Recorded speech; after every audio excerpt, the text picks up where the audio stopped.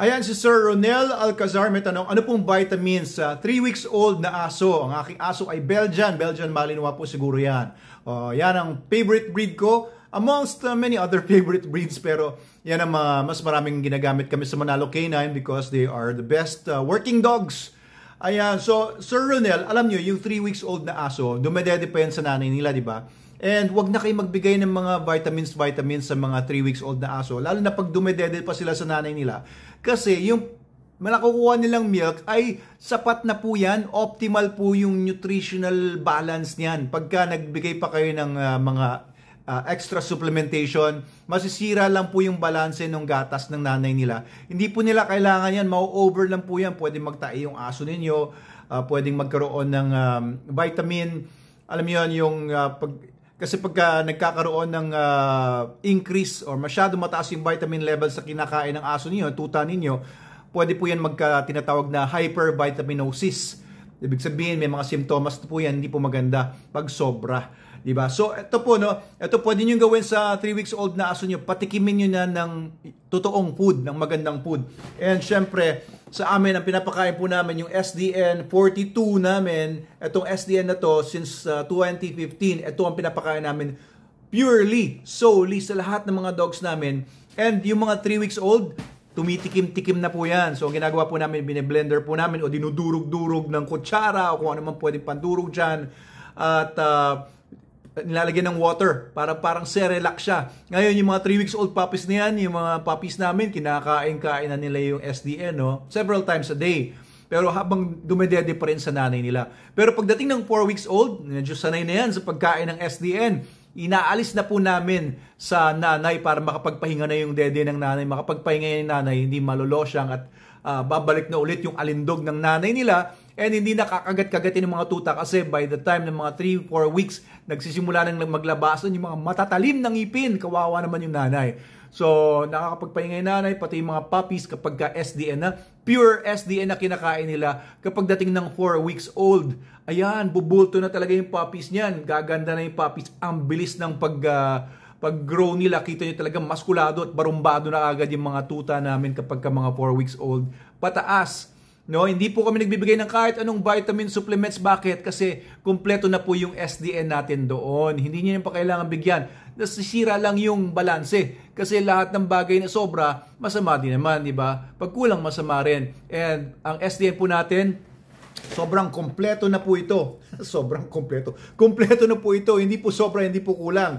Ayan, so mag-order po kayo sa TikTok shop natin, Shopee, Lazada, or sa mga dealers nationwide. Available po ang ating SDN, Super Dog Nutrition, the best dog food in the multiverse. Ang pinakamaganda po yung SDN 42. And most of our dogs, no, na ginagamit po sa mga deployment namin, whether protection dogs or detection dogs for bombs or explosives, or explosive bombs, and narcotics, drug dogs, ay puro naka-SDN po yan. Wala po kami binibigay sa kanila ng kahit anong supplements, vitamins.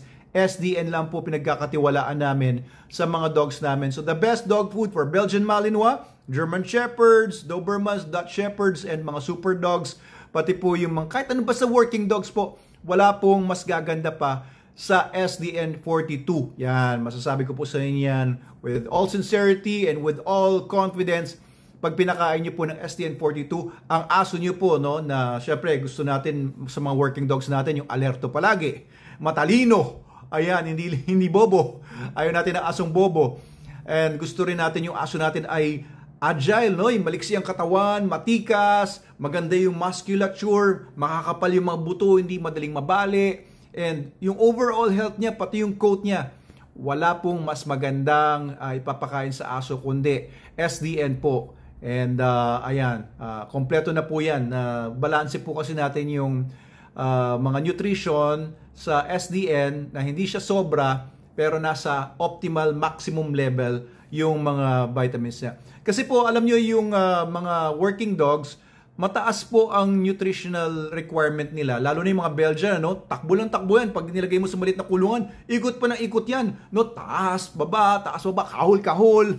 Talagang sobrang active nila. So, they really need a concentrated form ng dog food, and SDN has the highest concentration sa lahat ng mga dog food. At yung protein levels niya, no? Pinakamataas siya sa lahat ng mga dog food, nasa 42% minimum. And animal protein po yan, hindi po plant protein, hindi yung mga protein galing sa corn, soya, mahina po yun. Mas maganda talaga pag animal protein kasi mga dogs natin ay carnivore, sila po ay mga descendants ng mga wolf. Kaya po, pag pinakain nyo yung mga aso ng animal protein, animal material, hindi plant material, mas gaganda yung aso ninyo kasi po, ganun sila in-engineer ng Diyos para talaga mag-absorb ng mga animal meats, animal proteins. No? So yung SDN natin, mostly animal proteins yan na dehydrated. Tapos ginawa lang po natin na dog food. Pero yung ibang dog food kasi puro plant material, tapos may konting meat lang para lang masabi na dog food, para lang makain. Magkaroon pa rin ng kahit papano interest yung aso kumain. Pero pag SDN po pinapakain nyo, you're feeding your dog what he was designed to eat. Kaya nagtatribe sila, mas maganda yung performance nila, mas maganda yung itsura nila, and overall health. Kaya yung mga aso namin, napansin ko, simula nung nag-SDN kami 9 years ago, mas maganda yung performance nila, mas bihira sila magkasakit, sobrang bihira sila magkasakit, pati yung mga puppies po na po-produce namin. Alam nyo dati, bago kami mag-SDN, common sa amin yung may mga dogs kami na mahina yung mga paa, yung bumibisaklat yung mga daliri, o kaya mahina yung pasterns, yung wrist nila. Mahina din yung hind limbs nila, kaya nagkakauhaks, nagpipiki. Alam nyo, nag-SDN 42 na kami, hindi na kami nakaka-experience na gano'n. Birang-bira, marang aksidente lang yung gano'n.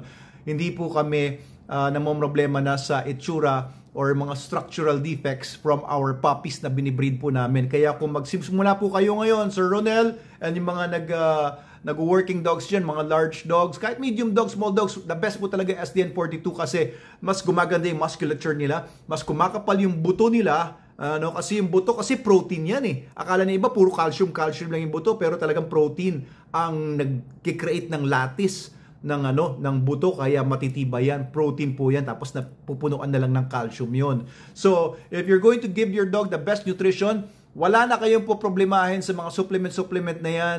Wala na kayong poproblemahin masyado sa mga vet fees, vet visits dahil nagkakasakit yung aso ninyo.